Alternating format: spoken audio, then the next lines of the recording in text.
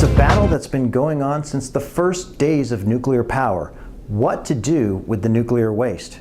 But this controversy also involves important questions about the nature of political consent and whether or not we can choose to avoid or ignore laws that we don't like.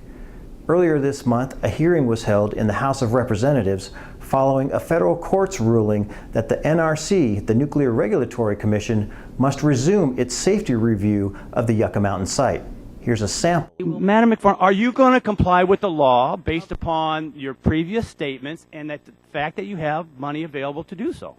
Of course we will comply with the law. Thank you very much. A slice of some of the heated testimony at the latest House hearing on Yucca Mountain. What a magnificent mess we have here. The hearing followed a court order requiring the Nuclear Regulatory Commission to complete its safety review of the Yucca Mountain site. That review was effectively stopped in place by former NRC Chairman Gregory Yatsko, but his replacement, Allison McFarland, has to deal with the fallout. You have seen the resolve of this committee to hold your agency accountable to the American people and to the laws that have been duly passed by this Congress.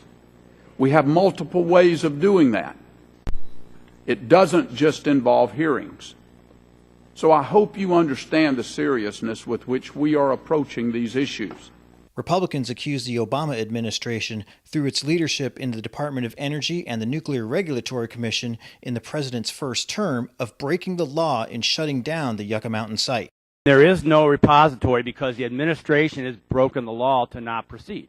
The law in question is the Nuclear Waste Policy Act. In 1987, Congress designated Yucca Mountain in Nevada as the sole site to be considered for a permanent geologic repository for spent nuclear fuel and high-level radioactive waste. There was no plan B. This decision to short-circuit the site selection process was widely viewed as political and provoked strong opposition in Nevada. 25 years later, it is clear that this top-down approach has broken down. But the politics of Yucca Mountain is never far away. Dr. Lyons, was there a scientific reason for shutting it down? As we've testified in other hearings, our concern has been whether this is a workable solution to move forward, and our belief that without a consent-based process, it is not a workable solution. Will the gentleman yield? So that's a no, Mr. Lyons? That's a no? That there wasn't a science-based decision to shut it down. That's what you said. You're saying it was a political? The Department of Energy submitted the license application based on the technical requirements. Your answer to his question was no. That it was not science-based, it was a politically based decision. That's fine. Mr. Gentlemen, I'll yield back to the gentleman from Pennsylvania. We can debate what you mean by a politically based decision. I'm using your words, not mine. You're the one who just meandered on that it wasn't a science-based. The question was it science-based? And you said, no. It's a consensus-based analysis, and we've always heard the story before, so your answer to my colleague from Pennsylvania was no. I've attempted to indicate the range of issues that were considered, sir. We got you on record as a no. Lyons' remarks about consent go to the heart of the administration's policy toward nuclear waste disposal. That consent of all parties, local, state, federal, tribal, must be present before any nuclear waste repository is built, even though the Nevada congressional delegation opposed it at the time.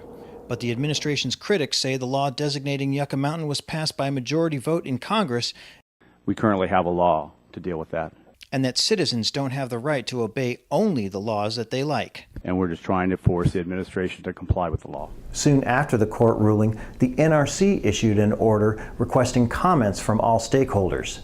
That comment period should be over by the end of this month, and Republicans are already promising more hearings.